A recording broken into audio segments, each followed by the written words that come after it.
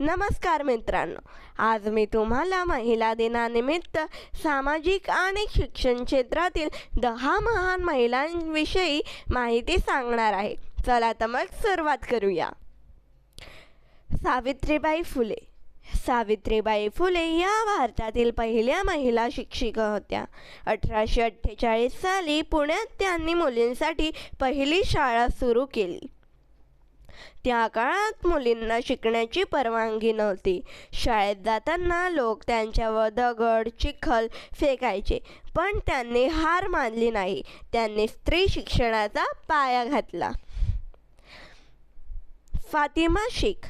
फातिमा शेख या सावित्रीबाई फुले यांच्या सहकारी होत्या. त्यांनी आपल्या घरात शाळा सुरू करण्यासाठी जागा दिली. समाजातील विरोधाला न घाबरता त्यांनी मुली आणि मागासवर्गीय मुलींसाठी शिक्षणाचा प्रसार केला. पंडिता रमाबाई. पंडिता रमाबाई या अत्यंत विद्वान महिला होत्या.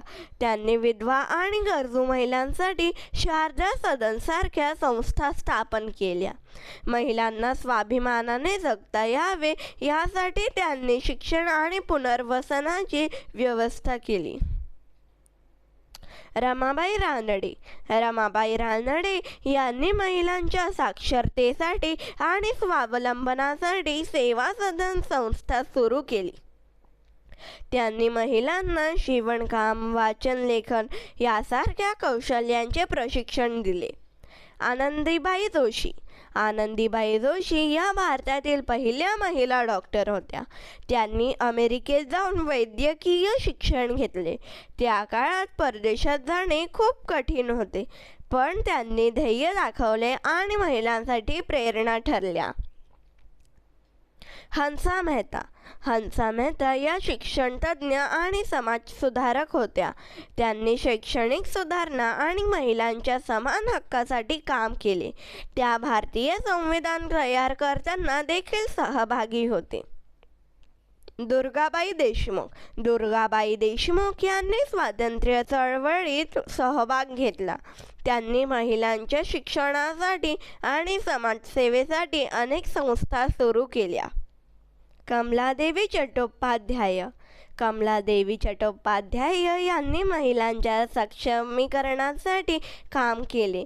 त्यांनी हस्तकला उद्योगाला चालना दिली आणि महिलांच्या रोजगाराच्या संधी उपलब्ध करून दिल्या. Mother Teresa. मदर टेरेसा यांनी गरीब, अनाथ आणि रुग्णांची सेवा केली. त्यांनी कोलकात्यात मिशनरीज ऑफ चॅरिटी संस्था स्थापन केली आणि मानवतेचा संदेश दिला. सुधा मूर्ती. सुधा मूर्ती या लेखिका आणि समाजसेविका आहेत. त्यांनी शिक्षणासाठी अनेक शाळा उभारल्या आणि गरीब विद्यार्थ्यांना मदत केली. त्यांचे कार्य आजही सुरू आहे. या महिलांनी दाखवून दिले की शिक्षण आणि धैर्य यामुळेच समाज बदलू शकतो. आपणही त्यांच्यासारखं मोठं स्वप्न पाहूया आणि देशासाठी काहीतरी चांगलं करूया. धन्यवाद.